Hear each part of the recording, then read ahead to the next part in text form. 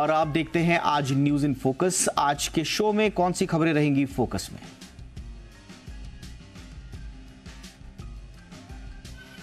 सबसे पहले बात होगी डीप फेक पर। आज की हमारी जो कवर स्टोरी है इसी से संबंधित है। डीप फेक पर कैसे लगेगा ब्रेक, क्योंकि ये खतरा अब दिनों दिन बढ़ता जा रहा है। विस्तार से होगी इस पर चर्चा। इसके बाद हम देखेंगे छत्तीसगढ़ की राजनीति में महादेव ऐप ने जो भूचाल मचाया हुआ है उससे क्या कुछ राजनीतिक समीकरण बैठ रहे हैं। इसके बाद हम बात करेंगे 5 राज्यों के रण के काउंटडाउन की, और कल जो फर्स्ट फेज के इलेक्शंस होने हैं, छत्तीसगढ़ में फर्स्ट फेज का और मिजोरम में उसका होगा पूरा विश्लेषण।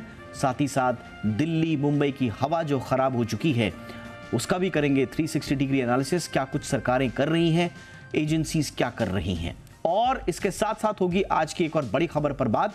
काम का बोझ, बर्नआउट रोज।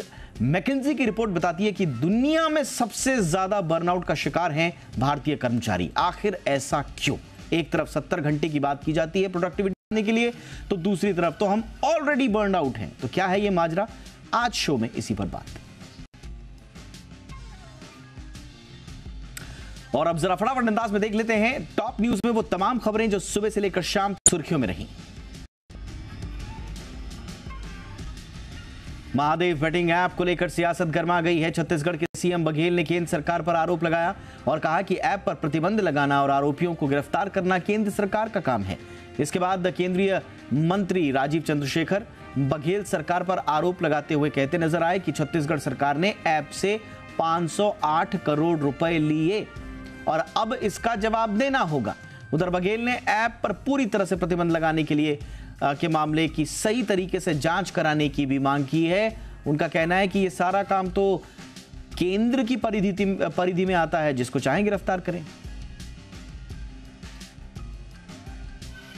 बीजेपी अध्यक्ष जेपी नड्डा ने महादेव बेटिंग ऐप को लेकर भूपेश सरकार पर निशाना साधा है। जेपी नड्डा ने कहा है कि इस सरकार ने महादेव को भी नहीं छोड़ा।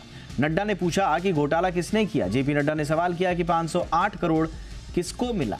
साथ ही जेपी नड्डा ने कांग्रेस को झूठ बोलने वाली, धोखा देने वाली और भ्रष्टाचार करने वाली सरकार बताया। पंजाब में आम आदमी पार्टी के एक और विधायक की मुश्किलें बढ़ गई हैं। ईडी ने आम आदमी पार्टी के विधायक जसवंत सिंह माजरा को गिरफ्तार कर लिया है। आम आदमी पार्टी विधायक पर 40 करोड़ रुपए के बैंक फ्रॉड का आरोप है। रिपोर्ट के मुताबिक ईडी ने इस मामले में जसवंत सिंह को 3 से 4 बार सम्मन भेजा, लेकिन वो पूछताछ के लिए पेश ही नहीं हुए। ईडी ने विधायक माजरा को उस वक्त हिरासत में लिया जब वो कार्यकर्ताओं के साथ मीटिंग कर रहे थे। जसवंत सिंह माजरा अमरगढ़ से विधायक हैं। इससे पहले ईडी ने सितंबर महीने में माजरा के घर पर छापेमारी की थी। यूएपीए के तहत केंद्र सरकार के प्रतिबंध के खिलाफ पीएफआई की याचिका सुप्रीम कोर्ट ने खारिज कर दी है। कोर्ट ने कहा कि सीधे सुप्रीम कोर्ट आने की बजाय पीएफआई को पहले हाईकोर्ट में याचिका दायर करनी चाहिए थी। दरअसल पीएफआई ने यूएपीए ट्रिब्यूनल के बैन बरकरार रखने के फैसले को सुप्रीम कोर्ट में चुनौती दी थी। केंद्र सरकार ने पीएफआई को गैर कानूनी संगठन घोषित करते हुए उस पर 5 साल के लिए प्रतिबंध लगाया हुआ है। यूएपीए के तहत गठित एक ट्रिब्यूनल ने भी पॉपुलर फ्रंट ऑफ इंडिया को गैर कानूनी संगठन घोषित करने वाले केंद्र सरकार के फैसले को सही ठहराया था। नेपाल में एक बार फिर भूकंप के झटके महसूस किए गए। इसका असर दिल्ली एनसीआर में भी देखने को मिला। आज आए भूकंप की तीव्रता रिक्टर पैमाने पर 5.6 मापी गई। पिछले एक हफ्ते में नेपाल सहित कई जगहों पर भूकंप के झटके आए हैं। नेपाल में पिछले शुक्रवार को आए भूकंप में सैकड़ों लोगों की मौत हो गई थी, हजारों लोग प्रभावित हुए थे। बताते चलें कि नेपाल दुनिया के सबसे सक्रिय टेक्टोनिक क्षेत्रों में से एक है का इलाका है, जो इसे भूकंप के प्रति बहुत संवेदनशील बना देता है। डीडीए यानी दिल्ली विकास प्राधिकरण दिवाली के आसपास एक हाउसिंग स्कीम की घोषणा कर सकता है। इस योजना के तहत द्वारका, नरेला, वसंत कुंज जैसे एरियाज में फ्लैट निकाले जाएंगे और इन फ्लैट्स में सस्ते घरों के अलावा super high income groups, penthouse flat जैसे अलग अलग कैटेगरी में 30,000 से ज़्यादा फ्लैट्स हैं। सूत्रों के मुताबिक आवास योजना दिल्ली के आसपास पहले आओ पहले पाओ के आधार पर शुरू करने की संभावना है। सूत्रों के मुताबिक आवास योजना में प्रीमियम अपार्टमेंट से लेकर ईडब्ल्यूएस तक की सभी कैटेगरीज के फ्लैट शामिल हैं। दिल्ली सरकार ने अपने कर्मचारियों को दिवाली से पहले बोनस दिया है। दिल्ली के मुख्यमंत्री अरविंद केजरीवाल ने इसका ऐलान किया। दिल्ली सरकार के ग्रुप बी के सभी नॉन गैजेटेड और ग्रुप सी कर्मचारियों के लिए 7,000 रुपए के बोनस की घोषणा की गई है। केजरीवाल ने बताया कि बोनस देने के लिए दिल्ली सरकार करीब 56 करोड़ रुपए खर्च करेगी। टिफिन, थर्मस और किचन से जुड़े बर्तन बनाने वाली कंपनी सेलो वर्ल्ड के शेयरों की आज बाजार में शानदार एंट्री हुई। आईपीओ के तहत निवेशकों को 648 रुपए के भाव पर शेयर जारी हुए थे। आज बाजार में इसकी लिस्टिंग 831 रुपए के भाव पर हुई, यानी कि आईपीओ के निवेशकों को 29% का लिस्टिंग गेन मिला। यह आईपीओ पूरी तरह से ऑफर फॉर सेल था, लेकिन इसके बावजूद तगड़ा रिस्पांस मिला था और ओवरऑल 41 गुना अधिक सब्सक्राइब हुआ था। कंपनी के देश में 5 अलग अलग स्थानों पर 13 प्लांट हैं।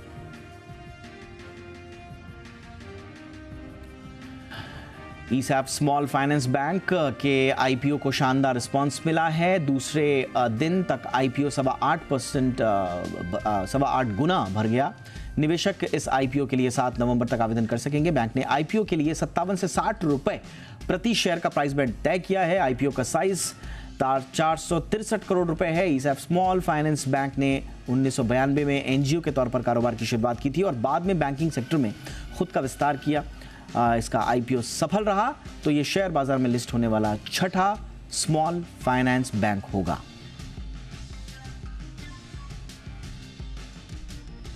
आज से प्रोटीन ई गव टेक्नोलॉजीज का आईपीओ खुल गया है।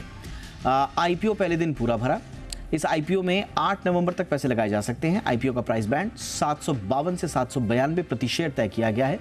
प्रोटीन ई गव टेक्नोलॉजीज को पहले एनएसडीएल ई गवर्नेंस इंफ्रास्ट्रक्चर के नाम से जाना जाता था। आईपीओ के पहले कंपनी ने एंकर इन्वेस्टर्स के जरिए 143 करोड़ रुपए जुटाए हैं।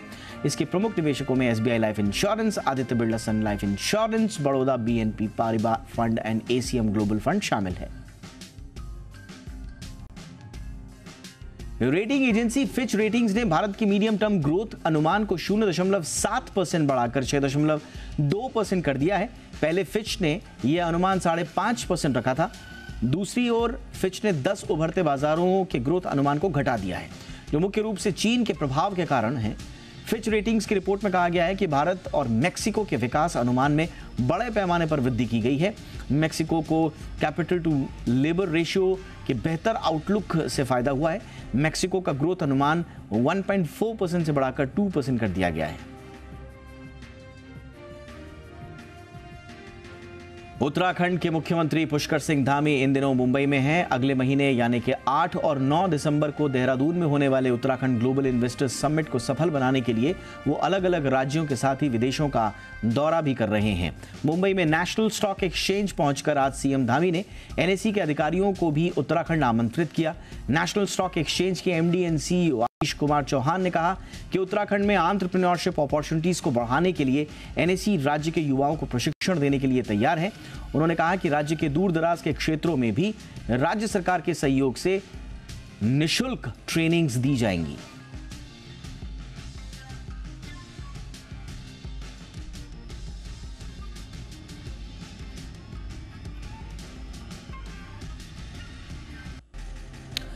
और आइए शुरू करते हैं आज की हमारी कवर स्टोरी।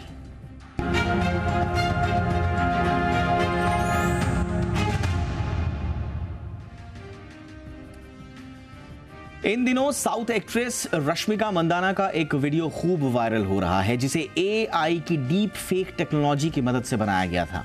ये देखने में एकदम असली लग रहा था और यही वजह है कि अब एआई के गलत इस्तेमाल और डीप फेक के बढ़ते खतरे के प्रति आवाजें उठनी शुरू हो गई हैं। इस वीडियो को लेकर अमिताभ बच्चन ने चिंता जाहिर की। उन्होंने ऐसा करने वालों पर लीगल एक्शन लेने की डिमांड की है। लेकिन ये इतना छोटा मसला नहीं है जितना आपको दिख रहा होगा। दरअसल ये एआई और डीप फेक टेक्नोलॉजी के खतरे बहुत बड़े हैं और ये किसी व्यक्तिगत रूप से किसी की छवि को खराब करने से लेकर राष्ट्रीय सुरक्षा को खतरा पैदा करने और अंतरराष्ट्रीय संबंधों में एक तरह से भूचाल लाने के लिए काफ़ी है। इसीलिए आज हम इस पर कर रहे हैं चर्चा खास मेहमानों के साथ कि डीप फेक टेक्नोलॉजी कितनी घातक हो सकती है, इस पर लगाम कैसे लगाई जाए, कानून इससे जुड़े हुए क्या क्या हैं, लीगल एक्शन की बात क्योंकि अमिताभ बच्चन ने की है और राजीव चंद्रशेखर भी कह रहे हैं कि लीगली इसमें जिम्मेदारियां तय ऑलरेडी हैं। तो वो जिम्मेदारियां कौन सी हैं, क्या कुछ किया जा सकता है, इस पर होगी विस्तार से बात। पहले रिपोर्ट।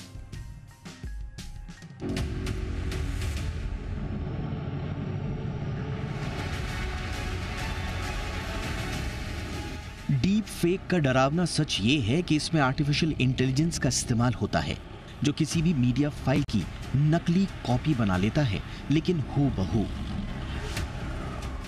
पूर्व यूएस राष्ट्रपति बराक ओबामा से लेकर हॉलीवुड स्टार टॉम क्रूज तक डीप फेक टेक्नोलॉजी के जरिए फेक वायरल वीडियो के शिकार हो चुके हैं। अब इसमें एक और नया नाम जुड़ चुका है, साउथ एक्ट्रेस रश्मिका मंदाना का।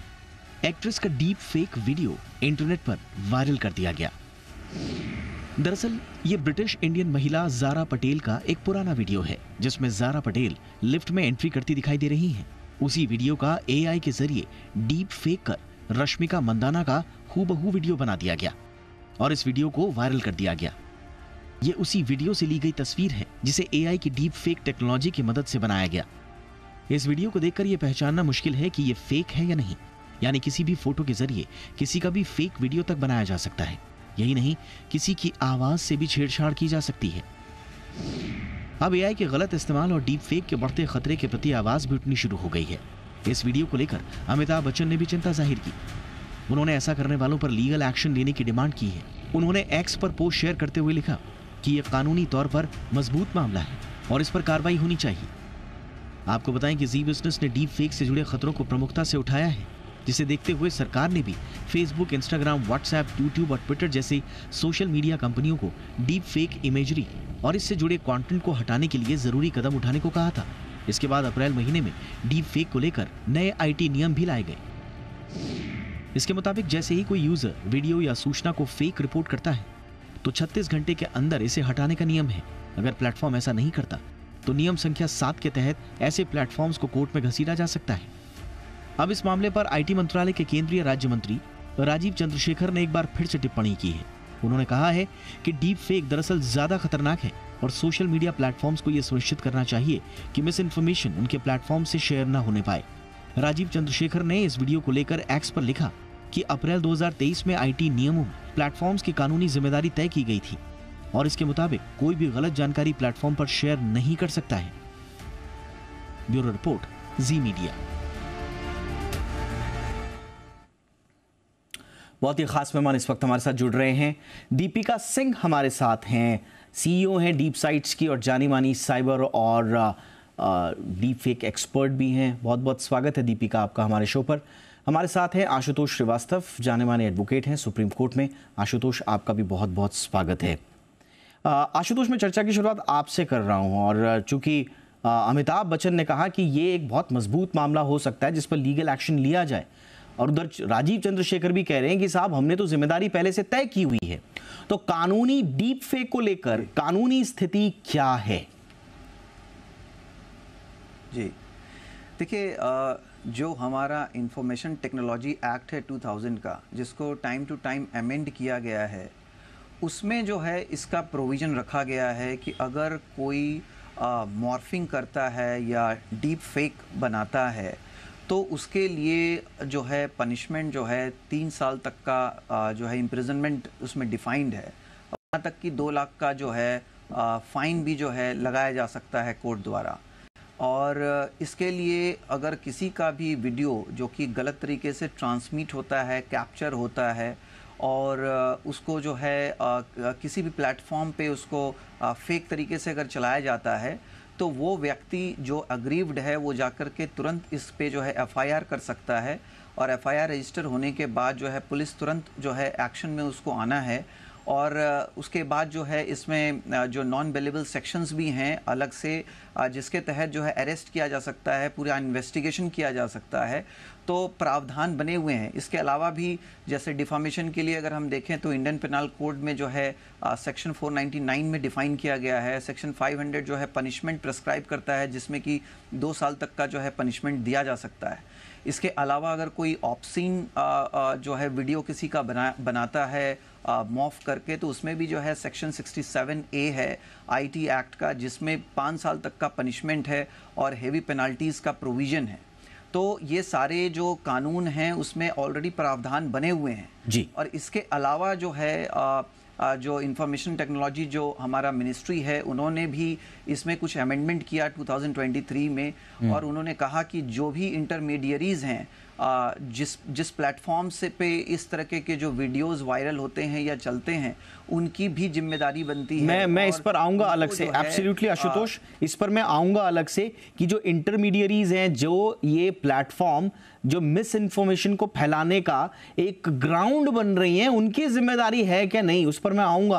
लेकिन दीपिका, मैं आपके पास आना चाहता हूं। दीपिका, ये दिन ब दिन आपके साथ हमारी लगातार बात होती रही है इस पे, और ऐसा लग रहा है कि इसे रोकना बड़ा नामुमकिन सा लग रहा है। क्या ये जो हमारे कानूनी प्रावधान हैं ये रोक पाएंगे इसको, या फिर हमें कुछ और आउट ऑफ द बॉक्स सोचना पड़ेगा? जी, तो दीपक जी, अभी जिस तरीके से एआई ने हमें एनगल्फ किया है, जितने हमारे टेक्नोलॉजीज आते जा रहे हैं और जितने नए प्रावधान वहां खुल रहे हैं, इससे हर एक डायमेंशन में लोगों को एक नई उम्मीद भी आ रही है, पर जालसाजों को एक नया तरीका मिल रहा है। एआई का सदुपयोग दुरुपयोग दोनों किया जा रहा है, अच्छे और बुरे कामों के लिए। पर यहाँ पे बुरे काम पे अगर हम फोकस करें तो लोगों को तंग करने के लिए, उन्हें रेपुटेशन लॉस लाने के लिए, मिस इन्फॉर्मेशन डिस इन्फॉर्मेशन फैलाने के लिए, या केवल एक रिवेंज लेने के लिए एआई का यहाँ इस्तेमाल हो रहा है। अगर हम अपने लॉज देखें तो उन्हें काफी एवोल्यूट होना पड़ेगा इस तरीके की टेक्नोलॉजी को कॉम्बैट करने के लिए और समझाने के लिए भी।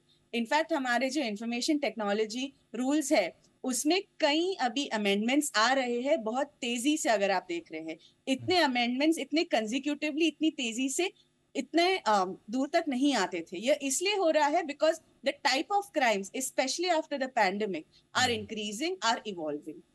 अभी अगर हम देखें, डीप फेक सिर्फ एक टेक्नोलॉजी नहीं है, डीप फेक्स में भी कई क्लासिफिकेशंस बनती जा रही है। पहला है कि फेस को स्वैप करना, जो कि सोशल मीडिया वेबसाइट्स पे हमने देखा है कि लोग मस्ती मजाक के लिए भी कर सकते हैं, जहां पे एक सेलिब्रिटी का एक फेस स्वैप हो जाता है। दूसरा वॉइस स्वैप, और तीसरा wave to lip. Wave to lip एक नया टेक्नोलॉजी आया है डीप फेक के अंदर ही, जिसमें हम स्क्रिप्ट टाइप कर देते हैं। तो उस हिसाब से अभी अगर सपोज ये मेरा वीडियो रिकॉर्ड हो रहा है, उस पे वो मेरे लिप मूवमेंट्स को मॉडिफाई कर देगा। उस हिसाब से जो जो वर्ड्स वो स्क्रिप्ट मेरे यहाँ से बुलवाना चाहती है, वैसे मेरे मूवमेंट्स मॉडिफाई होंगे। मॉडिफिकेशन के बाद एक नया वीडियो जनरेट होगा जो कि फेस मेरा ही है, सिर्फ जो मूवमेंट है माउथ एरिया में ही हो रही है। इनफैक्ट कोरिया में तो हमने देखा है कि न्यूज एंकर्स का भी, मैं डराना नहीं चाहती, बट कोरिया में कुछ न्यूज चैनल्स है तो 24/7 है, वहां पे न्यूज एंकर्स के भी उन्होंने ये बना के रखे हैं डिजिटल एवेटार्स जो हूबहू दिखते हैं। तो जितनी अच्छी टेक्नोलॉजी बनती जा रही है, उतना इससे हमें डरने की भी या फिर एक कॉशन रखने की भी जरूरत है। एब्सोल्युटली, आपने बिल्कुल सही कहा। और एक्चुअली ये बात डरने लायक है कि न्यूज़ एंकर्स का भी डीप फेक बन रहा है। और हमने देखा जो ऑनगोइंग इजराइल और हमास का जो कॉन्फ्लिक्ट है वो हो, चाहे वो यूक्रेन रशिया वॉर हो, इसमें इसी तरह के मिस इन्फॉर्मेशन फैलाने के लिए डीप फेक का इस्तेमाल किया गया। बहुत सारे एग्जाम्पल्स हैं हमारे सामने। आप किसी बड़े नेता के मुंह से, बड़े लीडर के मुंह से कुछ ऐसी बातें निकलवा रहे हैं जिसको आपको लगेगा कि ये बिल्कुल सही बात है, और जबकि उसके पीछे की कहानी कुछ और है, और लोग बड़ी इजीली ट्रैप में आ भी जाते हैं। सवाल ये उठता है कि इनको फैलाने का जो माध्यम बन रहे हैं हमारे इंटरमीडियरीज, उनकी क्या लायबिलिटी फिक्स्ड है या नहीं? आशुतोष बताएंगे। आशुतोष बताइए, वो प्रावधान जिसका जिक्र आज राजीव चंद्रशेखर ने भी किया कि हमारे पास ऑलरेडी इनकी जिम्मेदारी तय करने के प्रावधान हैं, लेकिन वो हैं क्या? देखिए, हमारा जो पहले जो आईटी एक्ट था 2000 का, तो उस समय जो हमारा टेक्नोलॉजिकल एडवांसमेंट था या उसका यूटिलाइजेशन था वो उतना नहीं था। लेकिन जैसे जैसे वक्त आगे गया, जिस तरह से टेक्नोलॉजी और एडवांस होता गया और हम टेक्नोलॉजी को यूज़ करने लगे हर अपने रोज़मर्रा की ज़िंदगी में, तो उसी तरीके से इसके अंदर जो है इश्यूज़ भी आने लगे, क्राइम्स भी होने लगे, मिसयूज़ भी होने लगा, मिस इन्फॉर्मेशन भी फैलाने का काम होने लगा। और इसी वजह से टाइम टू टाइम जो है लॉ में जो है अमेंडमेंट करते रही सरकार, और हम आज की डेट में अगर देखें, बल्कि पहले भी देखिए सेक्शन 43 वगैरह जो था आईटी एक्ट में, उसमें प्रोविज़न था पेनल्टीज़ का, फाइन्स का, अगर कोई भी मिसयूज़ करता है आईटी एक्ट को या किसी के कंप्यूटर या फिर किसी के भी डिवाइस को मिसयूज़ करता है, उसके इंफॉर्मेशन को ट्रांसमिट करता है, तो उसके अंदर ऑलरेडी प्रोविज़न थे पेनल्टीज़ के। लेकिन बाद में जब जो बहुत तरह की जो इंटरमीडियरीज आई, जैसे कि फेसबुक हो गया या फिर इंस्टाग्राम हो गया या इस तरीके की बहुत सारे इंटरमीडियरीज जो हमेशा ये कहते थे कि भाई अगर कोई हमारे इंटरमीडियरी जो हमें यूज़ करके अगर कोई गलत चीज़ अगर पोस्ट करता है तो उसमें हमारी जिम्मेदारी क्या होनी चाहिए, हमारी जिम्मेदारी नहीं होनी चाहिए। तो पहले जो हमारा आईटी एक्ट था उसमें किसी भी तरीके से जो इंटरमीडियरीज हैं उनके रोल को, रिस्पॉन्सिबिलिटीज़ को नहीं इंक्लूड किया गया था, बट रिसेंटली उसको इंक्लूड किया गया और उसमें जो है प्रोविजंस बनाए गए कि आपको भी जिम्मेदार बनना पड़ेगा। अगर इंटरमीडियरी में अगर कोई गलत वीडियो डाल देता है, कोई मॉफ्ड वीडियो डाल देता है या कोई फेक वीडियो डाल देता है जिसके वजह से लोगों का सेंटिमेंट हर्ट हो रहा है, तो अगर आपको इन्फॉर्मेशन मिलता है तो ये आपकी जिम्मेदारी है कि with in certain period of time आपको उसको रिमूव करना पड़ेगा, आपको निकालना पड़ेगा उसको अपने इंटरमीडियरी से, ताकि वो जो है आगे वो फैले नहीं और आगे जो है वो और ज़्यादा ट्रांसमिट नहीं हो from one person to another. तो इसको रोक लगाने के लिए ऐसा किया गया, नहीं तो हेवी पेनाल्टीज़ का प्रोविज़न बनाया गया है। तो इस वजह से जो है इंटरमीडियरीज चूँकि अब वो भी रिस्पॉन्सिबल हैं इसको रोकने के लिए, इस वजह से इस पे कंट्रोल करने की कोशिश की जा रही है। नहीं तो हमेशा इंटरमीडियरी अपना जो है एक रीज़न दे करके कि हमारी कोई डायरेक्ट जिम्मेदारी नहीं है और ऐसा कोई कानून पहले था भी नहीं, तो ये कानून में इसको लाया गया, इंटरमीडियरीज को जो है इंक्लूड किया गया। तो आज की डेट में उनकी भी जिम्मेदारी बनती है, जैसे बिल्कुल एब्सोल्युटली जो वीडियो की जो हम बात कर रहे हैं। लेकिन सवाल ये है, एक सवाल ये भी जिम्मेदारी है, सवाल ये भी आता है कि इनकी जिम्मेदारी तय होने के बावजूद, सुनिश्चित होने के बावजूद, अब देखिए मेटा है, गूगल है, ये लोग सब कहते हैं कि साहब हमारे अपनी अपनी डीप फेक से निपटने के लिए स्ट्रैटेजीज हैं हमारी। इनफैक्ट हर कंपनी ने अपनी अपनी डीप फेक से टैकल करने की स्ट्रैटेजीज को रिवील भी किया हुआ है। लेकिन सवाल ये है कि आप उतने कैपेबल हैं क्या, और आप क्या उस पर लगाम लगा पा रहे हैं? जैसा दीपिका मैं कह रहा हूं, प्रॉब्लम ये है कि अभी कुछ दिनों पहले मैड्रिड में फुटबॉल फैंस के हाथों में पैलेस्टीनियन फ्लैग्स का वीडियो काफ़ी वायरल हुआ, पता चला वो डीप फेक है। ज़ेलेंस्की ये कहते हुए सुने गए कि साहब उनके जो सैनिक हैं वो हथियार डाल दें, उसको उनका बाकायदा ये वीडियो वायरल हुआ, बाद में पता चला ये फेक वीडियो है। इसी तरह से पोप का एक वीडियो वायरल हुआ जिसमें वो एक बड़ी फेमस इंटरनेशनल ब्रांड का जैकेट पहने हुए हैं। तो इस तरह की चीज़ें जब तक समझ में आता है कि ये फेक है तब तक बहुत कुछ हो जा चुका होता है। इस केस में भी जैसे ये हुआ, और चिंता की बात ये है कि ये थ्रेट जो है ये वुमेन के लिए बड़ा है। आज ये जो हमारी साउथ इंडियन एक्ट्रेस हैं, आप डीप फेक करके एक वुमेन का पूरा करियर चौपट कर सकते हैं, तबाह कर सकते हैं, और आपको लेट बड़ा समझ में आएगा, तब तक काम हो चुका होगा। तो क्या करना होगा कि जो सोर्स है दीपिका वहीं पर पकड़ में आ जाए चीजें। जी जी जी, यहाँ पे अगर हम दो कंसर्न्स जो यहाँ पे मैं पॉइंट आउट करना चाहूंगी, एक तो आपने जो डिसइंफॉर्मेशन, मिसइंफॉर्मेशन कैंपेन्स की बात की, जो कि लगाई एक बहुत छोटी सी वीडियो से जाती है, पर उसका प्रभाव इतना बड़ा होता है वायरलिटी के बाद, क्योंकि उसमें जो प्रोपेगेंडा उसके पीछे छुपा होता है या उसके पीछे जो एजेंडा होता है वो लोगों को बहुत दूर तक फैलाना है।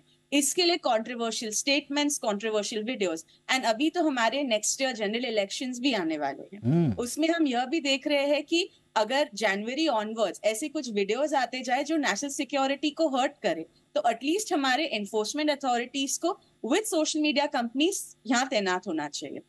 सोशल मीडिया कंपनीज यह बोलते हैं कि हम सिर्फ एक प्लेटफॉर्म प्रोवाइड करते हैं, कंटेंट क्रिएटर्स या यूजर्स खुद ही अपने कंटेंट की रिस्पॉन्सिबिलिटी देते हैं, पर उस प्लेटफॉर्म का ट्रांसमिशन तो उस सोशल मीडिया एंटिटी के द्वारा ही हो रहा है। मैं बॉम्बे हाईकोर्ट की एक रीसेंट जजमेंट के बारे में बताना चाहूंगी, जहां पे उन्होंने ये कैटेगोरिकली कहा है कि liking is not a crime, but retweeting it, sharing it ahead or sharing it in messages becomes a crime under the transmission of the same। जो सेक्शन 67 की बात एडवोकेट्स कर रहे थे, उसी ट्रांसमिशन में ये आता है। एंड ये बहुत जरूरत है कि जितने भी इंटरमीडिएट्स है ये इसका प्रभाव समझे। उनकी एक बिजनेस गवर्नेंस मीटिंग या बिजनेस डिले की वजह से किसी की जान जा सकती है। दूसरा जो कंसर्न मैं यहाँ पॉइंट आउट करना चाहूंगी, जैसे आपने बताया कि महिलाओं के लिए, बच्चों के लिए, टीनेजर्स के लिए ये कितना बुरा हो सकता है। हमने देखा है कि अडल्ट वेबसाइट्स पे ऐसे डीप फेक्स अपलोड करके लड़कियों को, उनके परिवार वालों को ब्लैकमेल किया जा रहा है। इनफैक्ट लड़कों को भी ऐसे ब्लैकमेल किया जा रहा है, बट उसका प्रभाव थोड़ा कम है comparatively in the term of numbers. पर यहाँ पे एक जिंदगी जा सकती है किसी की एक ऐसे छोटे प्रैंक की वजह से। यहाँ पे मैं कुछ सॉल्यूशंस देना चाहूंगी। पहला है एक वेबसाइट जो कि सारे जितने इंटरमीडिएट्स हैं उन्होंने टुगेदर होके कंसोर्शियम फॉर्म किया है, उसका नाम है stopncii.org। यहाँ पे after filing a police complaint, जब भी किसी को अपनी कोई डीप फेक वीडियो या फोटो मिले, वो तुरंत ही वहां पे वो रजिस्टर करके अपलोड करे। यह वेबसाइट क्या करती है, पूरे इंटरनेट के द्वारा जितने भी इमेजेस है वो स्कैन करते हैं ये सारे सोशल मीडिया वेबसाइट्स के थ्रू, क्योंकि इनका यहाँ पे कंसोर्शियम है, जॉइंट डेटाबेस है, उससे वो कंपेयर करते हैं और आपकी जितनी भी गलत फोटोज है वो वहां से निकाल देते हैं। इससे एटलीस्ट आपकी जान तो नहीं जाएगी, इससे एटलीस्ट लोगों को डिप्रेशन तो नहीं आएगा, उन्हें इमोशंस में ठेस नहीं पहुंचेगी। एंड दूसरा है MIT जो US की एक प्रख्यात यूनिवर्सिटी है, और इंटेल, इन्होंने अपने free deep fake detectors launch किए हैं। पहले तो हम देखते थे कि बिकॉज टेक्नोलॉजी बहुत पुअर होती थी तो केवल ऐसे मुंह हिलाने से कुछ वीडियो में डिस्क्रिपेंसी आ जाती थी और हमें पता चल जाता था ये वीडियो फेक है। पर अभी AI की मदद से ही हम इस AI का जो दुरुपयोग किया जा रहा है इसको सॉर्ट कर सकते हैं। तो मैं रिक्वेस्ट करूंगी कि जितने भी डीप फेक डिटेक्शन टूल्स है by MIT labs, by Intel, और ये सारे फ्री टूल्स है, तो बिफोर ट्रांसमिटिंग, बिफोर क्लिकिंग और before sharing anything, at least everyone should think कि क्या मेरा एक शेयर किसी के जीवन पे प्रभाव डाल सकता है, और मुझे सोच समझ के शेयर करना चाहिए ताकि आगे जाके ना उन पे इसका कोई दुरुपयोग हो, ना किसी की भावना को ठेस पहुंचे। एब्सोल्युटली दीपिका। आशुतोष, अब मैं थोड़ा सा, एक जो मेरी चिंता है और ये बहुत सारे लोगों की शिकायत भी है, अब आज इन एक्ट्रेसेस का ये मसला उजागर हो गया तो थोड़ा सा लोग सेंसिटाइज हो गए। अमिताभ बच्चन ने कह दिया साहब कि लीगल आप एक्शन लीजिए, तो फटाफट मंत्री जी भी कूद गए और कहा कि साहब ये है। जिस चीज़ का जिक्र अभी दीपिका ने भी कहा, आप एडल्ट वेबसाइट्स पे जाइए, पोर्नोग्राफिक वेबसाइट्स पे जाइए, वहां पर हमारे हर दूसरी एक्ट्रेसेस का डीप फेक वीडियो मिलेगा आपको। क्या ये सरकार की नॉलेज में नहीं है? क्या ये एजेंसीज की नॉलेज में नहीं है? जो वहां पर जो उनके चरित्र हनन की कोशिशें हो रही हैं, उनका करियर बर्बाद करने की कोशिश हो रही है, उनके बारे में मिस इन्फॉर्मेशन, डिसइंफॉर्मेशन फैलाई जा रही है, और ये सब अवेलेबल है, ये कंटेंट अवेलेबल है। इसका जिम्मेदार कौन? यहां पर क्यों नहीं आंखें जा रही हैं, या आंखें जा रही हैं लेकिन बात नहीं कर रहे हैं लोग, बस इग्नोर कर दे रहे हैं? जी देखिए, ये तो ऑब्वियसली बहुत सीरियस मामला है, और ये सिर्फ एक्ट्रेसेस, एक्टर्स और इनकी बात नहीं है, बल्कि जो आम जनता है आजकल तो उनको भी मॉफ करके और गलत वीडियो, ऑब्सीन वीडियोस बना करके जिस तरह से ब्लैकमेल किया जा रहा है, यहाँ तक कि लोग सुसाइड भी कर रहे हैं, कितने सारे लोन, और इसमें हमने देखा मामलों में कि सुसाइड एक्चुअल में हुए हैं रिसेंट टाइम्स में, और FIR रजिस्टर हुए हैं। जहाँ तक इस तरीके के जो डीप फेक जो वीडियोस बने हुए हैं ऑलरेडी एग्जिस्टिंग, जो हमारे एक्ट्रेसेस हैं या एक्टर्स हैं उनके, ये ऑब्वियसली बहुत सीरियस इशू है। इसमें सुओ मोटो भी एक्शन अगर पुलिस चाहे तो वो ले सकती है, उसमें FIR रजिस्टर करते हुए कि ये कौन सा इंस्टीट्यूशन है या कौन सा ग्रुप ऑफ पीपल है जो इस तरीके के काम में इन्वॉल्व है, और उनके ऊपर जो है बिल्कुल FIR रजिस्टर किया जा सकता है। इनफैक्ट अभी भी अननोन एक्यूज्ड के ऊपर भी FIR रजिस्टर किया जा सकता है, और बाद में इन्वेस्टिगेशन के तहत पुलिस जो है उसके डिटेल में पहुंच सकती है कि ये कौन बना रहा है, कौन कर रहा है। और इतने बड़े पैमाने पे इतने वीडियोस बन रहे हैं तो जाहिर सी बात है कि कोई ऐसे ऑर्डिनरी इंडिविजुअल तो नहीं कर रहा होगा, इसमें बहुत प्रोफेशनल जो लोग हैं या इंस्टीट्यूशंस हैं वो इस काम को कर रहे होंगे। तो इसमें मुझे लगता है कि बिल्कुल एक्शन लेना चाहिए। बिल्कुल, और आशुतोष आपने बिल्कुल सही कहा कि आप इसमें एक्शन ले सकते हैं, लेकिन देखिए आप खतरे को आप एंटिसिपेशन जो है आपके खतरे का वो क्या है, वो इस पर डिपेंड करता है कि आपकी सीरियसनेस क्या होगी। अगर आपको लगेगा कि ये तो इवॉल्विंग टेक्नोलॉजी है, इसमें इस तरह के खतरे आएंगे, ओके हम स्टडी करके टैकल करेंगे, तो नहीं, ये डिवाइडेड वर्ल्ड है, इसमें इतनी मिस इन्फॉर्मेशन क्या क्या से क्या करा सकते हैं हम सब देख रहे हैं। सोसाइटीज़ को आपस में लड़ा सकते हैं। एक अच्छा खासा देश, उसकी पीस एंड हार्मनी को कितना बड़ा ठेस पहुंचाया जा सकता है, व्यक्तिगत स्तर पर किसी की लाइफ कैसे हिल सकती है, ये सब एआई टूल कर सकता है। लेकिन शायद उस अप्रोच की आवश्यकता होगी। दीपिका, क्विकली, क्योंकि अभी रिसेंटली पूरी दुनिया जुड़ी ब्लेसले पार्क में, जिसे एआई सेफ्टी समिट कहा गया, 28 देश यहां पर आए थे, हम भी वहां पर थे, हमारे मंत्री जी ने भी वहां पर इसके खतरे को लेकर बातचीत की है। हम सब देख रहे हैं, पूरी दुनिया देख रही है कि एआई और डीप फेक का खतरा हमारे सामने है। लेकिन सवाल यह है कि बिल्ली के गले में घंटी बांधे कौन, कहां से शुरुआत हो? क्या हम केपेबल हैं? हमारी ही लगाई हुई इस आग को बुझाने में क्या हम खुद केपेबल हैं या हमारे हाथ से निकल गई बात? जी, तो जैसे मेरा हमेशा एक सुझाव रहा है कि उसी एआई टेक्नोलॉजी का सदुपयोग करके हम इस पे डिटेक्शन लगा सकते। एआई में या डीप फेक बनाने में एक टेक्नोलॉजी का इस्तेमाल किया जाता है जिसे हम मशीन लर्निंग कहते हैं। मशीन लर्निंग में यही होता है, वो आपके फेस को स्टडी करके दूसरे के फेस को ऊपर सुपर इम्पोज करता है। उसी चीज को क्यों ना यूज करके हम उसे अनटाई करें। दूसरा है एक फॉरेन नेशनल या इंटरनेशनल जॉइंट कोऑपरेशन कमिटी, जिसमें अगर हमने देखा है कि this is a global threat, ये ऐसे नहीं कि सिर्फ एक नेशन को इम्पैक्ट कर रही है, क्यों ना एक जॉइंट कोऑपरेशन यहाँ पे लॉन्च किया जाए। जैसे स्टॉप एनसीआईआई या नेकमेक जैसे कंसोर्शियम्स बनाए हैं, वैसे नॉट फॉर प्रॉफिट कंसोर्शियम्स बनाए जाए जिसमें इन इवॉल्विंग टेक्नोलॉजीज की बात की जाए।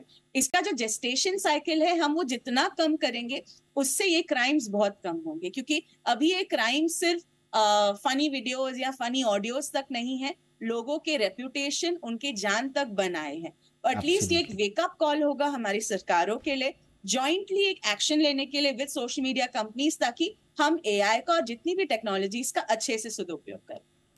एब्सोल्युटली। और एक रीसेंट पब्लिकेशन में पढ़ रहा था, जो मेरे ख्याल से नॉर्थ वेस्टर्न यूनिवर्सिटी और ब्रूकिंग इंस्टीट्यूशन, जो कि एक थिंक टैंक है, इन दोनों की जॉइंट रिपोर्ट थी।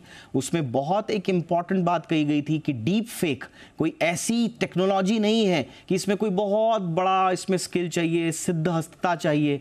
Deep fake require little difficulty, छोटी सी डिफिकल्टी आती है, डीप फेक कोई भी बना सकता है। और ये हथियार दुनिया के हर उस इंसान के हाथ में है जो एक पोटेंशियल थ्रेट हो सकता है किसी की लाइफ के लिए, किसी देश की सुरक्षा के लिए और इस पूरी दुनिया में शांति और स्थिरता के लिए। इसलिए इस पर काम करना बहुत ज़रूरी होगा। दीपिका ने जो जो बातें बताई हैं और कानूनी रूप से जो जो पक्ष आशुतोष ने रखे हैं, मुझे लगता है कि ये बहुत हेल्प करेंगे इस मामले में बातचीत को आगे बढ़ाने के लिए। Thank you so much Deepika ji, धन्यवाद, आपने वक्त निकाला। Ashutosh ji, thank you so much आपका भी वक्त निकालने के लिए। और अब खबरें सियासी अखाड़े से, बात टारगेट 2024 23 की 5 की पिच।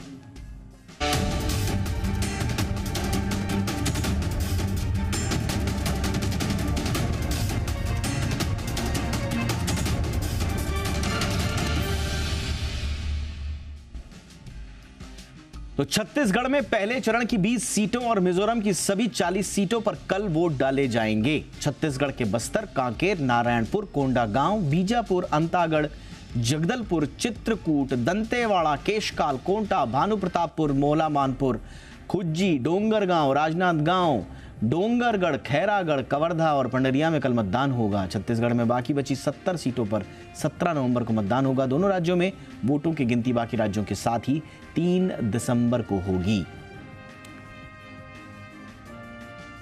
रायपुर से मेरे साथ मेरे सहयोगी सत्यप्रकाश जुड़ रहे हैं। सत्यप्रकाश, छत्तीसगढ़ में इस बार किन किन मुद्दों पर चुनाव हो रहा है? देखिए, मुद्दा अगर हम कहें तो इन 20 सीटों में सबसे बड़ा विकास का मुद्दा है। इसके अलावा नक्सलवाद, इसमें से ज़्यादातर ऐसी सीटें हैं जिन सीटों पे ख़ास तौर पे अगर हम बस्तर संभाग की बात करें, जहां 12 विधानसभा सीटों पे कल सुबह से मतदान होने वाला है, तो इसमें नक्सलवाद भी एक बड़ा मुद्दा है। लेकिन बिजली, पानी, अच्छी शिक्षा, अच्छा स्वास्थ्य, ये सब ये मुद्दे हैं। राष्ट्रीय मुद्दों की बात करें तो महंगाई भी मुद्दे के तौर पे एक दिखाई दिया जब हमने लोगों से ग्राउंड में जाकर बात की तो। लेकिन कुल मिलाकर अगर हम कहें तो जिस तरह से इन 20 सीटों पे सियासी दलों ने अपनी तैयारी की है या दमखम दिखाने की कोशिश की है, वैसे में ये बड़ा महत्वपूर्ण हो जाता है कि कई सीटें इसमें ऐसी है जहाँ पे स्थानीय दल के जो प्रत्याशी हैं वो भी मुकाबले को रोमांचक बना रहे हैं। दूसरी ओर निर्वाचन आयोग और जिला प्रशासन पुलिस की तैयारी की बात करें तो बस्तर की ही अगर सिर्फ बात करें तो अति संवेदनशील और संवेदनशील बूथों की संख्या करीब 600 है। मतलब नक्सल प्रभावित और घोर नक्सल प्रभावित क्षेत्र जो है, यहाँ बड़ी चुनौती होती है निर्विघ्न और शांतिपूर्ण तरीके से बेखौफ माहौल में चुनाव कराना। हालांकि निर्वाचन आयोग लोकल स्तर पर जिला प्रशासन पुलिस से दावा कर रही है कि बेखौफ तरीके से स्थितियों में चुनाव होगा। तो लोकतंत्र की खूबसूरती भी यही है कि मतदाता आए, अपने घरों से निकले, मतदान केंद्रों तक पहुंचे और उसमें बढ़ चढ़ कर हिस्सा ले और कल ऐसी तस्वीर देखने को मिलेगी। दूसरी ओर राजनांदगांव की बात करें तो राजनांदगांव लोकसभा के 8 विधानसभा सीटों पे कल मतदान होने वाले हैं। इसमें से भी कुछ नक्सल प्रभावित इलाके हैं, लेकिन सियासी तौर पे महत्वपूर्ण ये हो जाता है कि पूर्व सीएम डॉक्टर रमन सिंह का जो विधानसभा क्षेत्र है राजनांदगांव, वहाँ भी कल मतदान होने वाला है। फिर से भाजपा के टिकट पे वो किस्मत आजमा रहे हैं। इसके अलावा एक और भाजपा के राष्ट्रीय उपाध्यक्ष लता उसेंडी सूबे के मंत्री के सामने हैं कोंडागांव विधानसभा सीट से, वहाँ भी कल मतदान होने वाला है। कांग्रेस पार्टी के प्रदेश अध्यक्ष की सीट है चित्रकूट विधानसभा सीट, वहाँ भी कल मतदान होने वाला है। तो ये कुछ हाई प्रोफाइल सीट है, मतलब कई हाई प्रोफाइल नेताओं की भी किस्मत छत्तीसगढ़ के लिहाज से कहे तो कल ईवीएम में बंद होगी। उनकी किस्मत भी कल जो है वो ईवीएम में बंद होने के बाद 3 दिसंबर को पता चलेगा कि क्या कुछ नतीजे आते हैं और कौन जीतता है कौन हारता है। सत्यप्रकाश, ये महादेव ऐप का बड़ा चुनाव बड़ा घमासान चल रहा है। बीजेपी आरोप लगा रही है छत्तीसगढ़ सरकार पर और भूपेश बघेल को पर्सनली टारगेट कर रही है। ये क्या माजरा है? इस कितना बड़ा मुद्दा बन रहा है ये?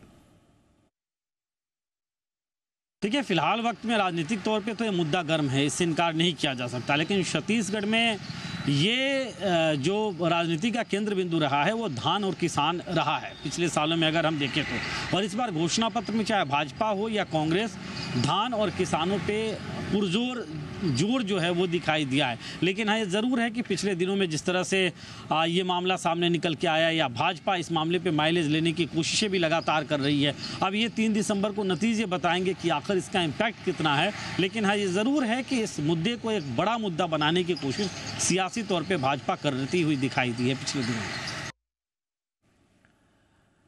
चलिए, बहुत बहुत शुक्रिया इस तमाम जानकारी के लिए आपका। आगे बढ़ते हैं। राजस्थान के मुख्यमंत्री अशोक गहलोत ने आगामी विधानसभा चुनाव के लिए सदरपुरा विधानसभा क्षेत्र से नामांकन दाखिल कर दिया है।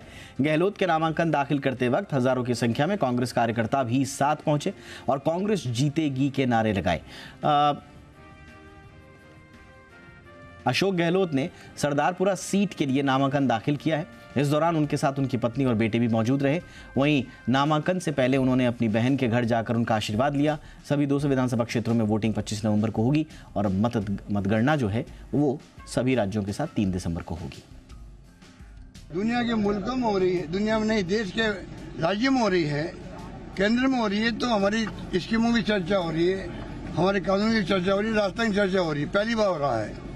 राजस्थान रेगिस्तान के इलाके हैं, आकाश होकर पड़ते रहते हैं, पिछड़ा राज्य है, यही पहचान थी। इसकी पहचान चेंज हो गई है। अब हमारे यहाँ शिक्षा की संस्थाएं, एम्स, IIT, IIM, IIT, आर्य यूनिवर्सिटी, सारी आप कल्पना कीजिए 100 यूनिवर्सिटी बन गई राजस्थान के अंदर।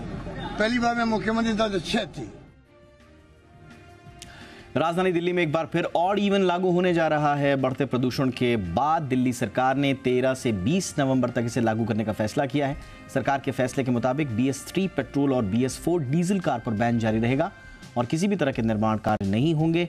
इसके अलावा दिल्ली में अब 6वीं, 7वीं, 8वीं, 9वीं और 11वीं की फिजिकल क्लास 10 नवंबर तक बंद रहेंगी। दिल्ली के अंदर दिवाली के अगले दिन 13 नवंबर से 20 नवंबर तक एक हफ्ते का जो है वो ऑड इवन फार्मूला जो है वो दिल्ली में जो है लागू किया जाएगा। ये 13 दिवाली के अगले दिन 13 नवंबर से शुरू होगा और 20 तारीख तक वो चलेगा। उस एक सप्ताह के ऑड इवन की समीक्षा करके उस समय जो प्रदूषण की स्थिति होगी उसकी समीक्षा करके फिर आगे का निर्णय लिया जाएगा। और ज्यादा जानकारी के लिए अमरीश पांडे के साथ जुड़ते हैं। अमरीश, प्रदूषण को लेकर क्या क्या तैयारियां हैं? दिल्ली में लगातार प्रदूषण बढ़ता जा रहा है। अगर 30 अक्टूबर से बात करें तो अभी तक पिछले 10 दिनों में स्तर जो है लगातार बढ़ता हुआ जा रहा है। आज सुबह अगर हम देखें तो कई जगहों पर दिल्ली में 500 से ज्यादा का AQI, और दिल्ली NCR का जो पूरा एरिया है वो एक तरह से गैस चैम्बर में परिवर्तित हो गया है। इसी के मद्देनजर दिल्ली में ग्रैब फूड का जो प्रतिबंध है वो लागू कर दिया गया, यानी कि किसी भी तरीके के निर्माण कार्य पर पूरी तरीके से प्रतिबंध है। कई तरह की गाड़ियां जो यानी कि BS3 गाड़ियां और BS4 की डीजल गाड़ियां, इन पे पूरी तरीके से प्रतिबंध है। अन्य राज्यों से दिल्ली में जो आने वाली गाड़ियां हैं वो सिर्फ CNG वाली या फिर इलेक्ट्रिक गाड़ियां ही आ सकेंगी, अथवा जरूरी सामान लाने वाली गाड़ियों को ही दिल्ली में एंट्री होगी। अगर ऐसा नहीं है तो उनके लिए भी प्रतिबंध लागू कर दिया जाएगा। इसके साथ साथ दिल्ली सरकार ने आज पूरी व्यवस्था को देखते हुए एक आपात बैठक भी बुलाई थी। इस बैठक में जो फैसले लिए गए वो इस तरह से कहे कि दिल्ली में स्कूलों को पूरी तरीके से बंद रखने की बात कही गई है 10 नवंबर तक। इसके साथ साथ 10वीं और 12वीं ये सिर्फ इन 2 क्लासेस को खुला रखा गया है, और इनके लिए भी आने वाले दिनों में ऑप्शनल रहेगा कि वो फिजिकल क्लासेस करें या फिर ऑनलाइन क्लासेस करें। इसके अलावा दिल्ली सरकार इस बात पे भी विचार कर रही है कि दिल्ली के सभी स्कूलों को जब तक प्रदूषण रहेगा क्या हम ऑनलाइन बोर्ड पर चला सकते हैं, क्योंकि प्रदूषण की जो स्थिति है वो लगातार बढ़ती जा रही है। इसके साथ साथ सबसे बड़ा जो और अहम फैसला लिया गया है कि दिवाली के बाद यानी कि 13 नवंबर से 20 नवंबर तक एक हफ्ते के लिए ऑड और इवन फॉर्मूले को लागू किया गया है। ऑड एंड इवन फॉर्मूला ये है कि एक दिन ऑड नंबर प्लेट वाली जो गाड़ियां वो दिल्ली में एंट्री कर पाएंगी, और अगले दिन इवन नंबर प्लेट वाली जो गाड़ियां हैं वो दिल्ली में एंट्री कर पाएंगी। इसके पीछे की वजह ये कि सरकार ये चाहती है कि इससे गाड़ियों की जो आवागमन है उसमें रेस्ट्रिक्शन होगा, पब्लिक जो है वो पब्लिक ट्रांसपोर्ट का ज्यादा इस्तेमाल करेगी, और इससे जो पार्टिकुलेट मैटर है यानी कि PM मैटर जो है, जो कि प्रदूषण में इस समय सबसे बड़ा और अहम जिम्मेदार है, जो आंखों को दिख रहा है, आंखों में चुभ रहा है, उसकी जो संख्या है, उसकी जो अमाउंट है उसमें कमी आएगी। जी, और दिल्ली के बाद अब मुंबई की हवा भी जहरीली होती जा रही है। मुंबई में प्रदूषण लगातार बढ़ रहा है। खराब वायु गुणवत्ता सूचकांक यानी कि AQI को लेकर महाराष्ट्र सरकार ने मुंबई सहित 17 प्रमुख शहरों में लोगों से सुबह शाम की सैर सपाटे से फिलहाल बचने की सलाह दी है। हालांकि मुंबई शहर के बढ़ते प्रदूषण के स्तर को कम करने के लिए BMC की ओर से भी सख्त कदम उठाए जा रहे हैं। कंस्ट्रक्शन साइट से निकलने वाले मलबे को पूरी तरह से ढकने के आदेश दिए गए हैं ताकि जो धूल के कण हैं वो हवा में न फैलें। दिवाली से पहले आटे की महंगाई से परेशान लोगों के लिए राहत की खबर है। सरकार ने सस्ती दरों पर आटा बेचने के लिए एक स्कीम लॉन्च की है। इस स्कीम के तहत केंद्र सरकार 27.5 रुपए के भाव पर आटा बेच रही है। ये आटे की औसत खुदरा मूल्य से काफी कम है। स्कीम का जायजा लिया हमारे सहयोगी अमरीश पांडे ने। त्योहारी सीजन है, महंगाई से आम आदमी को राहत देने के लिए सरकार लगातार एक्शन में है, और इसी एक्शन के सिलसिले में सरकार ने एक नया कदम उठाया है, जहां पे आटे की कीमतों को लोगों को अफोर्डेबल रेंज में बनाए रखने के लिए सरकार भारत आटा लॉन्च कर रही है। नेफेड NCCF के तमाम जो स्टॉल्स हैं उनके जरिए सरकार देश भर में इस आटे की बिक्री करेगी। भारत आटा, जिसकी कीमत सरकार ने तय की है 27 रुपये 50 पैसे प्रति किलो, यानी कि 10 रुपये की ये बोरी, 10 किलो की ये बोरी जो है 275 रुपये प्रति बोरी के हिसाब से आपको नेफेड के स्टोर्स में, NCCF के स्टोर्स में, इसके अलावा कोऑपरेटिव्स के तमाम जो रिटेल स्टोर्स हैं, इसके साथ साथ मोबाइल वैन्स के जरिए पूरे देश में आपको देखने को मिलेगी। इन वैन्स पर आटे के साथ साथ चना दाल है, जो कि भारत चना दाल है, जिसका कीमत 60 रुपये प्रति केजी है। इसके अलावा प्याज, जो कि आजकल जिसकी कीमतें 80 रुपये किलो के आसपास बनी हुई है रिटेल मार्केट में, सरकार उनको भी रियायती दर पर अवेलेबल कराएगी। तो कुल मिलाकर सरकार का प्रयास यही है कि फेस्टिव सीजन में महंगाई की मार लोगों को थोड़ी कम लगे, या जितनी राहत सरकार पहुंचा सकती है कम से कम वो पहुंचती रहे। इसके साथ साथ जमाखोरी एक बड़ी समस्या है, क्योंकि हमने देखा है लगातार सरकार गेहूं और आटे को लेकर एक्शन कर रही थी, लेकिन आटे की कीमतें कम होती नहीं दिखी। तो सरकार ने प्याज और टमाटर की तरह इस पर भी वही फार्मूला लगाया है, जहां सरकार रियायती दर पर आटा बाजार में उपलब्ध कराकर कोशिश ये करना चाहती है कि आम आदमी को जहां भी आटा मिले वो रियायती दर पे या तो उपलब्ध रहे, नहीं तो रिटेल में जो आटा है वो उस रियायती दर के बराबर आ जाए। और सरकार की कोशिश है कि तब तक ये जो सरकार की कोशिश है कि तब तक ये बिक्री जारी रहेगी जब तक रिटेल में कीमतें जो है कम नहीं हो जाती। खास बातचीत के लिए हमारे साथ हैं NCCF के MD। मैम, पूरी कवायद को अगर हम देखें तो इससे आम आदमी को कितनी राहत मिल जाएगी? आम आदमी को राहत मिलेंगे, क्योंकि हमारे पास तो अभी तो करीब 1 महीना से हम ये प्याज का बिक्री कर रहा था। होलसेल मार्केट में तो दे ही रहे थे, अभी रिटेल में भी एकदम एग्रेसिवली पुश कर रहा है। हम JNK से लेकर के केरला तक हर मेजर सिटीज़ में, टाउन्स में, हर जगह हम ये मोबाइल वन चला रहे और प्याज बांट रहे, भारत दाल बांट रहे सब। भारत दाल 60 रुपीज़ में, प्याज 25 रुपया में। तो इसके कारण हमने ये भी देखा है कि पिछला 7-8 दिन में काफ़ी नीचे भी गया है रिटेल में। हम फर्दर इसको चलाते रहेंगे। हमारे पास स्टॉक का कोई कमी नहीं है। हम हर जहाँ ज़रूरत है, अगर कुछ फीडबैक आता है, रिक्वायरमेंट आता है कहीं और जगह से जहाँ हमारा वन नहीं चल रहा है, तो हम वहाँ पे भी चलाएंगे। कार्बन उत्सर्जन में कमी लाने में इस्पात उद्योग की अहम भूमिका रहने वाली है और इसके लिए देश के दिग्गज स्टील कंपनी सेल अपने प्लांट का विस्तार करने वाला है। जी मीडिया संवाददाता अनुवेश रथ ने steel authority of India limited के चेयरमैन से खास बातचीत की। इस दौरान उन्होंने बताया कि ग्रीन स्टील की डिमांड बढ़ी है। हमारे साथ हैं आज सेल के chairman. Hello sir and welcome to Zee business. Sir, SAIL पहले तो एक एक्सपेंशन प्लान एक्सपेक्ट कर रहे हैं हम लोग, और 50 मिलियन टन पे आप अपना प्रोडक्शन लेके जाने वाले हैं, तो वो एक्सपेंशन प्लान क्या है, किस तरीके से होने वाला है, अगर उस पर आप बात कर सकें। अभी हमारी स्टील प्रोडक्शन की कैपेसिटी 20 मिलियन टन है प्रति वर्ष है, जिसको कि हम लोग पहले फेज़ में 35 मिलियन टन प्रति वर्ष तक ले जाएंगे और उसके बाद उसके आगे 50 मिलियन टन प्रति वर्ष पर ले जाएंगे। तो अभी पहले फेज़ के एक्सपेंशन पे काम चल रहा है, हमारे प्रोजेक्ट्स फॉर्मुलेट हो रहे हैं, हम लोग डिटेल्ड प्रोजेक्ट रिपोर्ट्स बना रहे हैं। बात बाजार की। सोमवार को बाजार में लगातार तीसरे दिन तेजी रही। सेंसेक्स करीब 600 अंक दौड़कर 64,958 पर बंद हुआ, तो वहीं निफ्टी ने भी दम भरते हुए 181 अंक चढ़कर 19,412 पर बंद होने में कामयाबी हासिल की। बैंक निफ्टी भी 13 शतक जड़कर 43,619 पर क्लोजिंग करता हुआ नजर आया। सभी सेक्टोरल इंडाइसेस में हरियाली देखने को मिली। नुपुर बताएंगी पूरे दिन भर का हाल।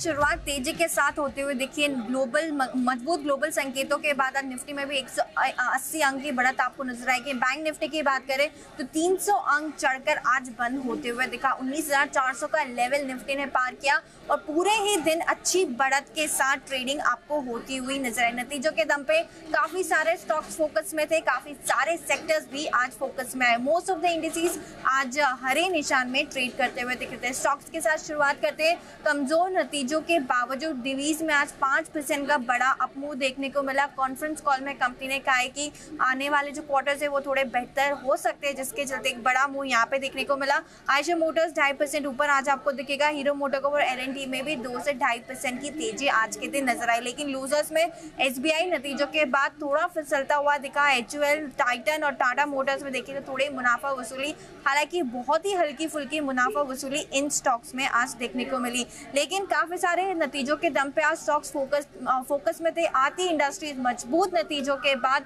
10% दौड़ता हुआ ये स्टॉक आज दिखा। JK cement best in class नतीजों के बाद 8.5% का अपमूव यहाँ पर भी देखने को मिला। मेट्रोपोलिस नतीजे इनलाइन आए थे और नायका नतीजों से पहले यहाँ पर भी 5% का मूव देखने को मिला। ब्रॉडर मार्केट में भी काफी सारे स्टॉक्स थे जहाँ पे आज अच्छा मोमेंटम बना हुआ था। बजाज हिंदुस्तान देखे तो 15% के मूव के साथ ट्रेड करता हुआ दिखा। Inox Wind, Apollo Micro, Zomato back to back Zomato पे जो टारगेट रेज हुए उसके बाद 6% का मूव यहाँ पर भी आज देखने को मिला। लेकिन लूजर्स में मुनाफा वसूली दिखी। GIC housing, angel one, shipping corporation और गति में। शिपिंग कॉर्पोरेशन और गति नतीजों के चलते यहाँ पे आज दबाव में आते हुए नजर आए। तो मजबूत ग्लोबल संकेत है जिसका रिएक्शन आज भारतीय बाजार में देखने को मिला। हफ्ते की शुरुआत मजबूती के साथ होती हुई दिखी। निफ्टी 19,400 के लेवल को करता हुआ दिखा। 180 अंक ऊपर आपको बंद होते हुए निफ्टी नजर आया। बैंक निफ्टी में भी आज स्ट्रेंथ बनी हुई थी। और अब वक्त हो गया है दिवाली ऑफर में अनिल सिंघवी से उनकी पसंद का शेयर जानने का। एक बार फिर से जोमेटो कि हमने 40 से 50 रुपए की रेंज में जब कोई जोमेटो को पसंद नहीं करता था, वो सबसे पहला समय था जब हमने बहुत स्ट्रांगली जोमेटो रिकमेंड किया। उसके रीजंस बताता हूँ। पहली चीज़, जो मैनेजमेंट ने प्रॉमिस किया था उस रास्ते पे वो चल रहे हैं। उन्होंने कहा था हम प्रॉफिटेबल होना चाहते हैं। मैंने इसी साल जोमेटो के मैनेजमेंट का दीपेंद्र गोयल साहब का इंटरव्यू किया था और वो एकमात्र इंटरव्यू था इस साल का। उन्होंने बहुत साफ कहा कि हम 2.5 साल में जितना रेवेन्यू है उतना प्रॉफिट अचीव कर लेंगे। 1000 करोड़ का रेवेन्यू 1000 करोड़ के प्रॉफिट में चले जाएंगे, तब शायद किसी को विश्वास नहीं हुआ, लेकिन पिछले 2 तिमाही के नतीजे देखकर सबको अब लग रहा है कि हाँ जोमेटो वो करके दिखाएगा। तो पहली चीज़, कंपनी का फोकस प्रॉफिट पर पूरा आ चुका है। दूसरा, ग्रोथ अपॉर्चुनिटी अनलिमिटेड है। Food segment already EBITDA positive हो चुका है। अब किसी भी वक्त आपको, वैसे तो उनका टारगेट है अगले 4 तिमाहियों में ब्लिंकिट को भी EBITDA पॉजिटिव करेंगे, लेकिन मुझे लगता है कि वो जो बोलते हैं उससे पहले ही कर डालेंगे, क्योंकि ब्लिंकिट का EBITDA लॉस सिर्फ 125 करोड़ बचा है। सो अगर ये भी आपके लिए पॉजिटिव हो गया समझिए मार्च तक, तो बाजार को नया सरप्राइज मिलेगा। इसके अलावा स्विगी की तुलना में लगातार मार्केट शेयर ये बढ़ा रहे हैं। घरेलू फंड्स की तरफ से भी 10% से स्टेक बढ़ाकर 14%। अब लोकल फंड्स आ रहे हैं। 11,700 करोड़ के बड़े कैश पे बैठी है कंपनी। ये कंपनी 11,000, मुझे लगता है एक दिन ये स्टॉक ऐसा होगा, शायद आपको कभी निफ्टी से वगैरह में भी आता हुआ दिखे। ठीक है, कोई बड़ी बात नहीं, new age e commerce company है और कमाल कर सकता है। 150, 165, 190 ये 3 टारगेट लेके चलिए। ईसैफ स्मॉल फाइनेंस बैंक के IPO में निवेश का आज दूसरा दिन है। जी बिजनेस के मैनेजिंग एडिटर अनिल सिंघवी ने ईसैफ स्मॉल बैंक में निवेश को लेकर क्या सलाह दी, आइए सुनते हैं।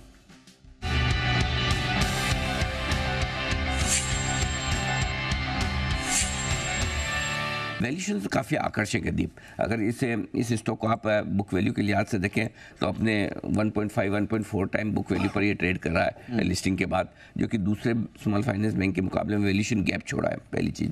दूसरी चीज़ ये ROE इसकी 19 के आसपास है, जो कि दूसरे स्मॉल फाइनेंस बैंक से बेहतर है। हाँ, ये ज़रूर कि ROE के मुकाबले में उतना अट्रैक्टिव नहीं है, लेकिन इन 2 पैरामीटर्स पर काफ़ी अच्छा अट्रैक्टिव है।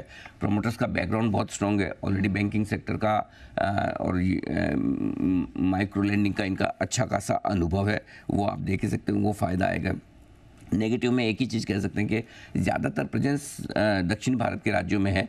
अब कोशिश कर रही है देश भर में और अपनी प्रेजेंस बढ़ाने की, लेकिन कारोबार वहाँ पर ज़्यादा है, तो वो एक हल्का सा आप नेगेटिव चाहे तो देख सकते हैं। छोटी साइज़ का बैंक है, मुझे लगता है कि लिस्टिंग पर अच्छा पैसा दे सकता है। एक और इंटरेस्टिंग चीज़ ये भी है कि 57 से 60 रुपये की इशू प्राइस है। इशू प्राइस पसंद आएगा लोगों को। हाँ, इशू साइज छोटी है, 450 करोड़ का इशू है। 57 ऐसे ही भर जाने वाला है ऐसे लिस्टिंग, तो ज़्यादा इसको अच्छे लिस्टिंग इनके लिहाज से लगाइए, बाद में लिस्टिंग पर देखेंगे क्या करना है आगे।